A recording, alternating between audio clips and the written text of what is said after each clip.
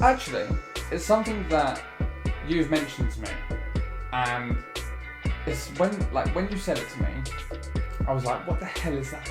I know what you're like with your drink. Yeah. Maybe like the sniff of alcohol on your... Oh yeah, mate, half a shandy on yours. I just thought, well look, I'll hold the balloon up, like, whatever, right? I wasn't paying attention, I was pissed. All of a sudden, I'm looking at this balloon, pop, right? I'm like, what? I look at the stage, there's a woman on her back, the naked woman who's on the stage now behind me, and she's actually pushing me. She's actually saying, you pay now. Is she still naked?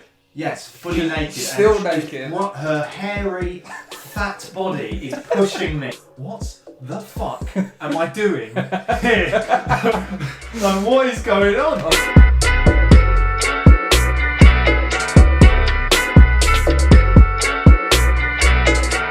And welcome to another episode Of?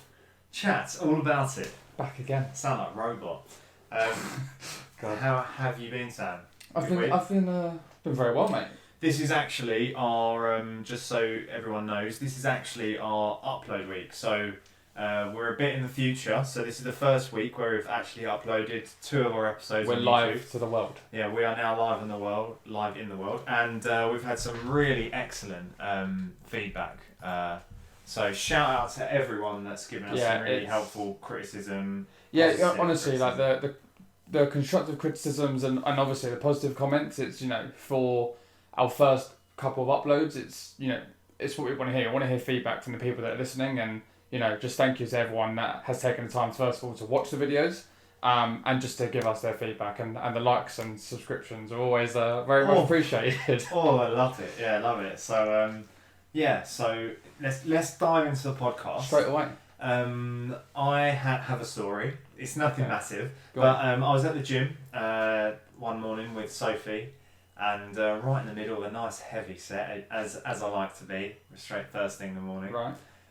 And essentially, I saw a guy who was on a bench, and he was doing like a chest press, had a big barbell, and he all of a sudden, in the middle of my set, all of a sudden I'm hearing this crash, bang, and wallop, and I'm thinking, wow, like what's happening, like what's going on? So as I turn around, I can see that the barbells basically fell on him, and he's really stuck. He looks so bad. Put too much weight on, or? Basically, I think he may have just lost balance. Okay. So what happened was he come down, and I ran over, and I didn't even think for a second about the coronavirus or anything like that. I just thought, you want to be a hero? I just thought, what, like at the moment, social distancing, it doesn't matter, because at the moment he's got like over 100 kilograms on his like chest, and he was at such an awkward angle. It's like going up towards his neck, and I was like, no, I just can't watch. So it's something you got to do though. Like, although like again, we are in this situation. If you see someone in trouble, you're not just going to be like, oh well, just leave them. Yeah. Like, you got to look out for your fellow human. Yeah, and I actually give a lot of respect to the guy, because he was so polite after me helping him, and also why I thought he was an absolute nutter. He went for it again. He put the weight back on, because some of the plates fell off when it fell down. He put all the weights back on, and he pumped it up again. Because I'm thinking, like, when I saw him do it, I'm thinking, don't do it again. Like, just don't bother trying to risk that injury. I get, like, I mean, I'm not much of a gym lad, as we've spoken about previously. Yeah. However, I think it's the sense of, yes, it's the danger that could happen again, and perhaps he'd done too much, but maybe wants to prove a point. Yeah, I mean, I've got to be honest with you as well. I thought there's another point which I thought would be worth mentioning on the pod.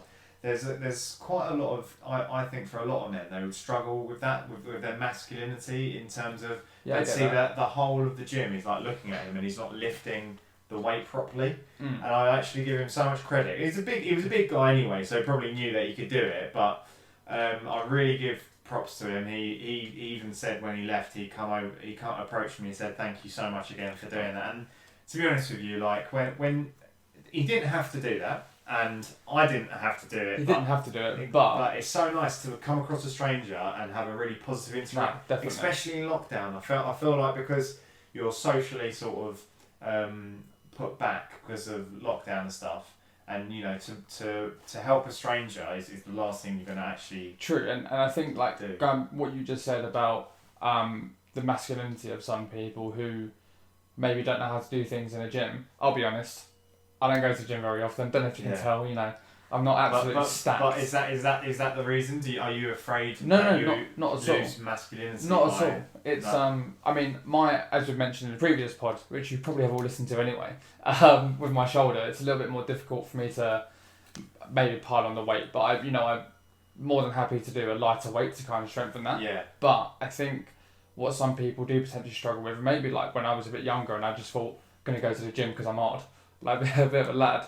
You just kind of think, oh, I can do this, take the biggest amount of weight or just go into any machine.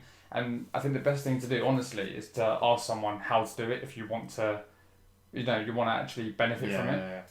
There was one thing as well which really irritated me recently on the news, so this might be a bit late when it comes out, but from what I hear is that this, I don't know if you heard this news, but this Scottish politician came into London with symptoms of COVID. Didn't know this. She had so she came into London for work, right? Right. She works with is it SNP, the Scottish National Party. Probably, I know you're not in it. It's politics, but anyway, this woman got a test after having symptoms. She was in London, got a test, found out she had the virus, and then decided, I'm not going to have a lockdown, I'm going to go on public transport back to Scotland. So she went really on the clever train back to Scotland. Smart woman. And it's so difficult because, I'm trying to think logically. Did she think, oh, you know what, like, I now have to sort of lock down for weeks, not just 2 weeks, like weeks now. I'd rather do it back at home in Scotland. I mean, you could have got a car or whatever. I don't know if she can't drive, but, essentially, she could have ended someone's, like, so for example, if she passes the COVID on to someone who's just a carrier, that's someone's grandparents, potentially. Yes. That is someone's grandparent wiped out. It's because of that selfishness. You could it's selfish. It's also like people can be like maybe quite ignorant to the whole thing, thinking, oh, all these people have got it. I'm right. I'm not going to get it, but it's what it is. But big old Donald in America's got it now. Donald Trump and his missus. I know it is crazy to think. I mean, especially like Boris. Like Boris had it, and Arteta, our beloved Arteta. Mikel, what a man! Yeah, what a man. So anyway, I hope everyone's staying safe out there.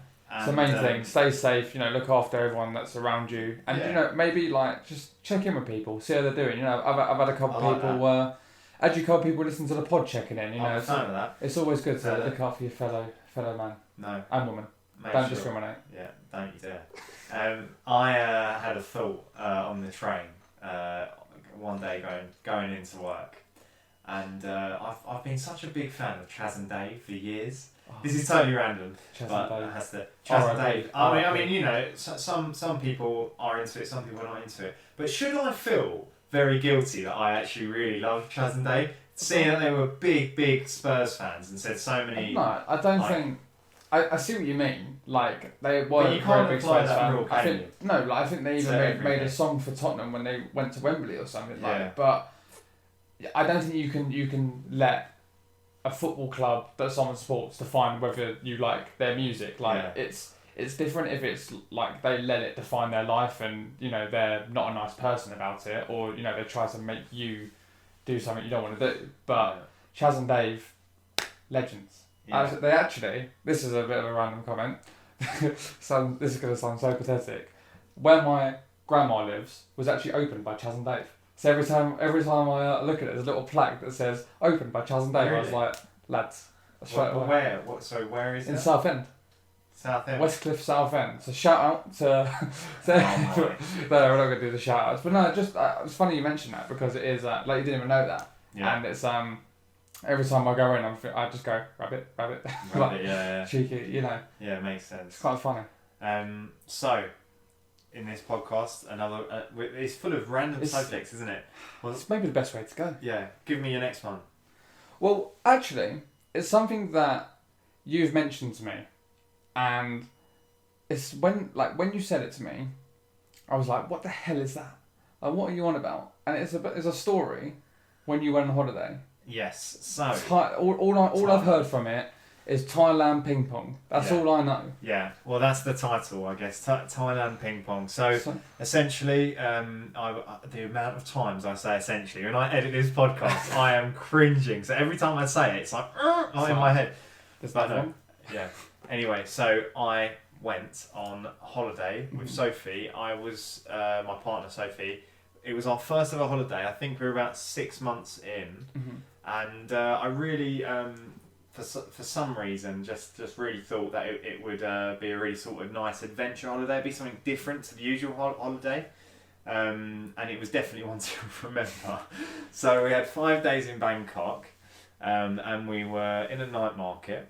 The night markets are really nice because you get such a variety of different stalls, and we were going through the market. We were every now and again we were stopping at a bar, having a few drinks, and obviously after a few bars and a few stalls, you know, we're very sort of like. I know what you're like when you're drink. Yeah. Maybe that sniff of alcohol when you're. Oh yeah, mate, half a shandy on yours. I'm the biggest lightweight guy. You must have been a state. Yeah, well, not a complete state. But okay, you weren't yourself. I was a bit jolly, yeah. So anyway, throughout the whole night, we had these people approach us. They were like, I guess you call them like promoters. They were like, oh, come in this nightclub.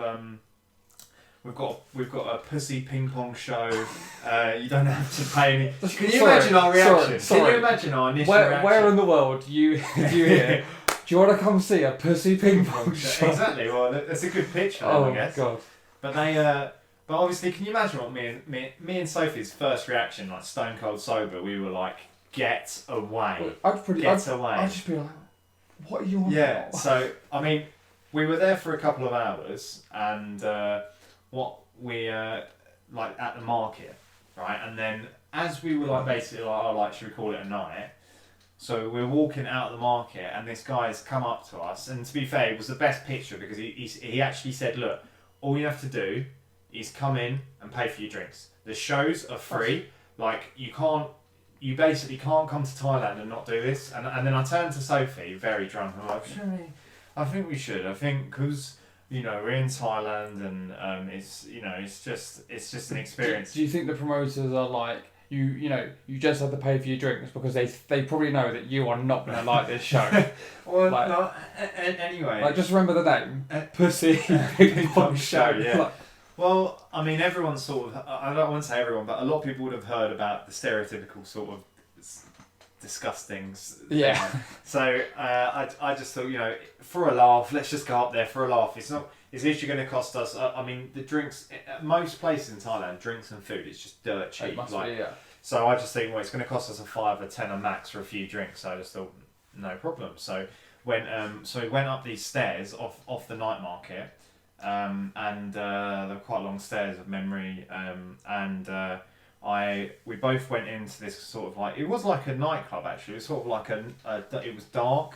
And there was like smoke machine and all that, and there was music, and it was sort of really like a nightclub vibe. So he said, just go up to the bar and they'll help you. And they said, what do you want to order? We ordered our drinks, and they said, oh, no problem, sit on that table over there, we'll get them delivered. Right. So we're thinking, fine, that's nice. I'm waiting for it to go. That's nice.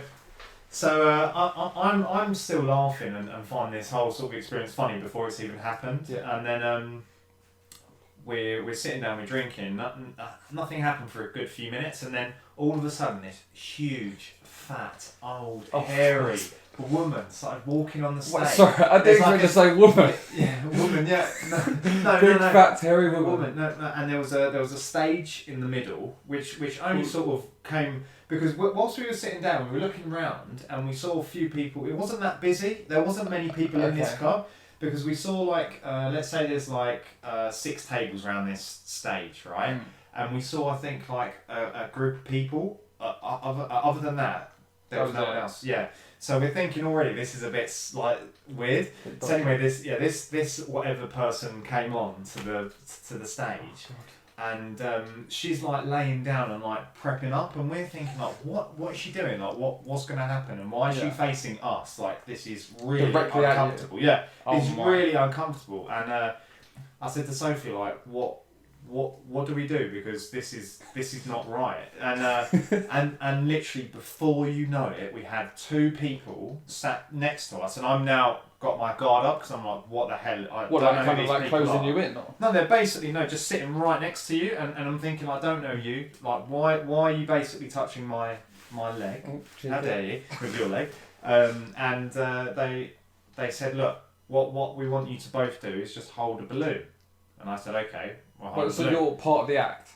Yeah, but we didn't know what the act was. It's my worst nightmare. No, we didn't know what the act was. Honestly, that is my worst nightmare. Audience participation, getting called up on stage. I am done. I'm leaving. I tell you what, we weren't actually on stage, so I just thought, well, look, I'll hold a balloon up, like whatever, right? I wasn't paying attention. I was pissed. All of a sudden, I'm looking at this balloon pop, right? I'm like, what? I look at the stage.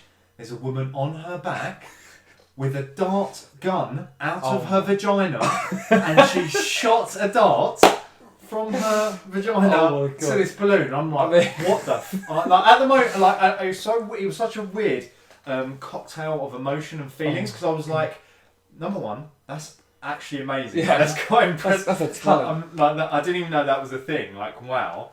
Number two, I'm so lucky to have my hand right now. And number three, I'm so lucky that I kept it still. You know, do you know what I mean? I'm sure you're thinking as well, what has just happened? Yeah, and then the fourth thing I do remember, because it was like pretty much the last one. It was like, what the fuck am I doing here? Like, what is going on? Oh, and then before I know it, I can hear Sophie going, Jack, and then I turn around because I was facing the opposite way, right? Right. And then I turn around and Sophie's holding it. I mean, this woman was basically shooting it like a cowboy. She's like bang bang like that. And so basically shot Sophie's balloon. I was like, whoa, like wow, like, but still so uncomfortable that it was just so awkward. But I knew there and then that if I stand up and go, it's the biggest sort of middle finger to her, which I didn't want to diss her talent, but at the same time I didn't want to witness her talent. I wasn't expecting that. I wasn't expecting, as you say, audience like participation. Oh mate, horrific.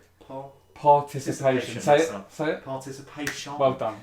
So anyway, this person sitting next to me, or woman, it could have been a lady boy, I have no idea, said to me, "Do you want to drink my drink?" And I'm thinking, no, go away. Like that. Once they say, "Would you like some of my drink?"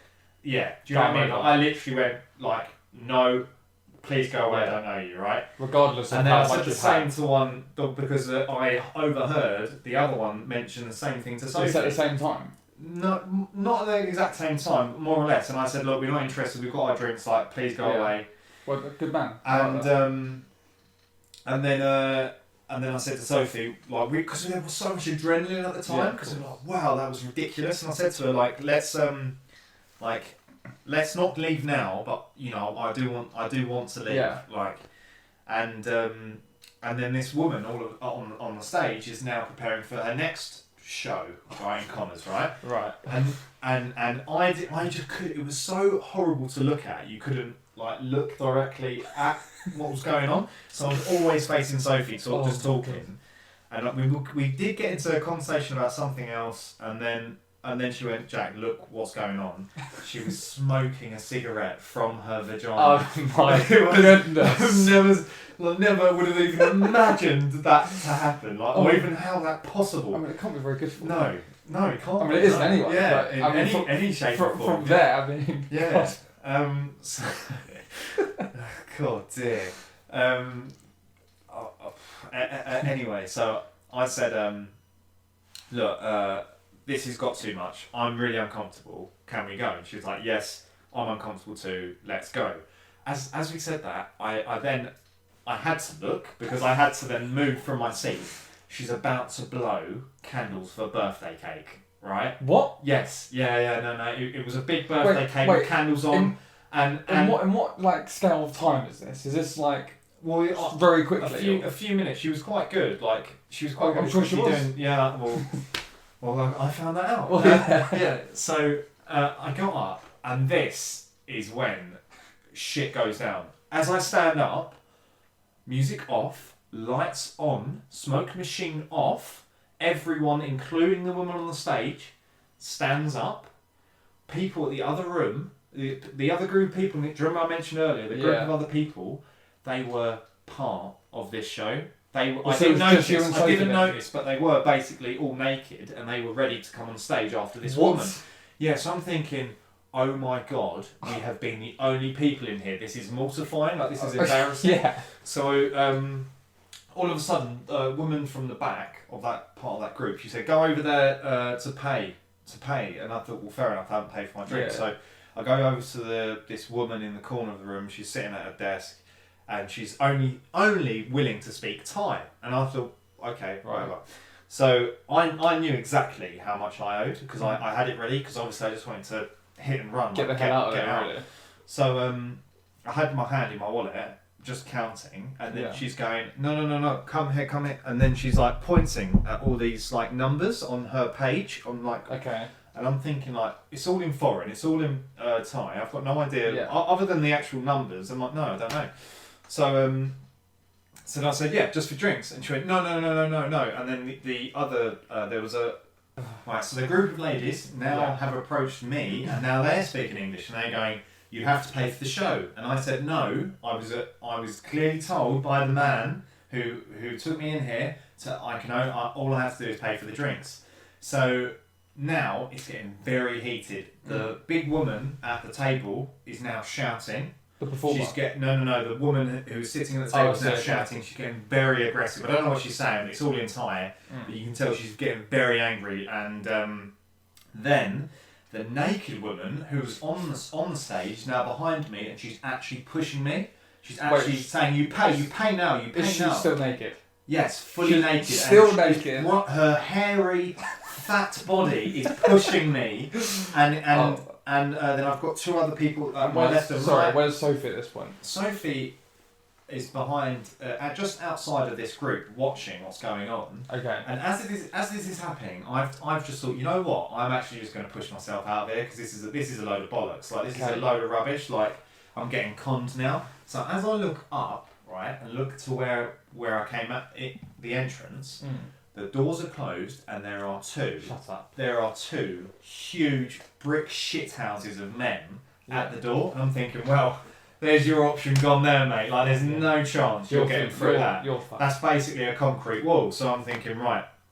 So now, I know this sounds absolutely pathetic, but this moment is when I sort of like any sort of drunkenness just sunk out my system. Would do. I was completely. It was almost like you pressed the stone cold sober button. Like I was like sober, and I just said, you know what? I'm gonna get the police involved now, and I shouted police, just the word police, maybe 5 times. Okay. And you could see it was almost like I was turning the volume down on them because they could see that I was quite serious about calling the police. Okay. And I don't know whether or not they treat them really badly there or not. I don't know, but it really helped me because. The second I started doing that, everything started winding down. So then they said, okay, just pay for your drinks then, right? This is the worst part for me because I thought, well, actually, we'll get my wallet out now. And the worst thing I did, I actually withdrew a lot of money that particular evening because I needed to pay for example, me and Sophie had like attraction tours the next day, and we had also. I was paying a lot of money for custom-made suit and shirts. So I basically had all that money in that wallet. It's just stupid. It's like, why would you do that? I guess because I had no safe in my room, I thought I'd rather have the money on me. You didn't know that situation was going to arise. Yeah, I know, so. exactly. You're on holiday and anyway. So I've got my wallet out and I've just, as sort of difficultly as possible, just tried to pull the nearest notes out, right, and I've given them more than the drinks, not much more, but like I've given them just so I can just take it. I want to go. Yeah. So the second I gave them the money, I turn around, I grab Sophie, I see the doors are open, and I just dive. I sprint to the door. Horrific. We run down the stairs. We're running down the market, and you know what's so sort of surreal, right? We just experienced all of that sort of traumatic sort of experience because that honestly felt like it was going to get really ugly, and it was getting uglier quicker and quicker. Of course. And it was so weird actually going back into that night market because it was actually like going back into something normal again. It was like this is literally where we were, and we were enjoying it. We were having a nice time. We were enjoying the market. We were having our drinks. Like that was nice. Yeah. And now we've had this, like, it completely killed any sort of like, oh, do you want to carry on? Like, all we wanted to do is feel safe and go back to our rooms. And luckily enough, our hotel was right down the road. We went down there, and and I look back and laugh now, but it's so traumatic. Yeah, but that's it was so weird because obviously you're in a foreign country.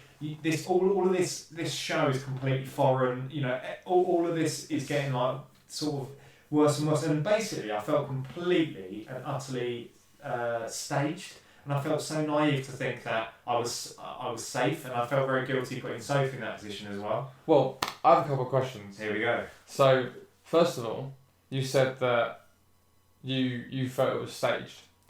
This might sound like a really stupid question. I know a load of stuff goes on in Thailand. Was that show, or do you know if that show was legal? Like, because the second you started mentioning police, they were like, oh, no. Like, do you know what I mean? I think there's probably an element of it that they know if they mistreat the tourists, maybe British tourists, you know, that's going to really affect their because tourism's a massive part for them. Yeah, of course, and you know, I feel like a lot of people probably would have paid. They probably would have said, you know what, like, there's no way of me getting out of here. Yeah. Like, this is actually quite bad, and it was about £400 worth, Sam. £400 worth. What, drinks or? No. They were charging or for the show as well. For each show. So you know, like the balloon one. Yeah. That was like 125 quid. That show was 125 quid. Yeah. Do you see what I mean? Was it actually 125 quid, or were they just saying? No, that's the price. They said this is how much we charge you, right? Right. So then we were getting all. So the bill was like over 400 quid. And bear in mind the drinks are like £2 each. Yeah, something stupid like that. So it's like I didn't even have I don't even think I had the amount on me that they wanted. So that as well was another element of shit. I can't even pay you. And you're not in a situation where you can say, well, let me go to the bank and then I'll take out some money. Because if you're leaving, you ain't going back. Yeah, exactly. But I also have another question. And you're not going to be able to answer this. But do you think there's a school that teaches that particular art? How's that a question? How is that a genuine question to me? Yes, Sam. Well, in fact, you go to the Bangkok Society of Ping Pong Pussy Ball. No, because where does one think? Do you know what? One day I'm just gonna put this down there and I'm gonna shoot something out of it. Like, there must be. Well, this is it, mate. You know, when you realise when you go to somewhere like Asia, the culture is completely different, and you know, maybe to them that is something that you can be proud of and you can pass it down to your daughter. I don't know. I should absolutely hope not. But again, it's a different culture. So yeah, well, it's one way to turn the lights off at night, isn't it? Oh God. Oh dear. I mean, or blow the candles off your birthday cake. I don't want to imagine that. You know, what age she learned that. I mean, so we did 5 days in Bangkok. And we did 5 days in Phuket, aka Phuket or Phuket. Right. Okay, I was wondering. I didn't know where you were going with that. Phuket. And they even had all them shows there. So in Phuket, it's a lot more sort of like a party sort of place. So it's sort of like not a Magaluf vibe, but like sort of like an Ibiza sort of vibe. Like it was all sort of like big, nice clubs, and there was people like that saying, "Oh, come up these stairs for the Pussy Ping Pong show," and I felt like saying, "Fuck off!" Like no. Or you could just say, "See him on, thanks. Yeah. I'm alright." Yeah, I think I've done my fair share of that. Oh God. You know, I had such a good experience. Other than that. So I would hate for it to I mean, I genuinely would go back again. Obviously, I'd just be a lot more wiser with my decisions. Yeah, but I would say, I've never been, but if you were going to go to that night market, for example, I'm sure you would remember that's where this happened, and potentially, do you know what I mean? You would avoid that particular thing. Course, and any promoter that's come up to you, you've experienced the country before, so you maybe know more so what to do and what not to do. So definitely don't go to any Pussy Ping Pong show. And on that note, that's the end of this podcast. I mean, it was a bit of a sweary episode. It's unlike us. Yes, it was a bit of a sweary episode. But I guess it was necessary. It was definitely necessary. I would just like to quickly shout out to anyone that leaves a like or comments. And subscribes. We've got we've got a big aim this year of trying to get 1,000 subs. Big aim, but it's possible. And it's only Of course it possible is. if you help us. Yes. Okay. So please remember to like, subscribe, and share it to your mates as well. We're here for not just yourself. Don't be selfish. Share the it for laughs. everyone. We're on all the main social media platforms as well, with daily content on some of them. Yeah. Exactly. Exactly. So I'm not going to mention which one that is unless you leave a comment and ask what is that that social media platform that you upload daily, and then we'll let you know, and you can see it for yourself. All right, guys. Thanks for listening, and have a good one. And be lucky. I thought you forgot, and we'll see you when you're older.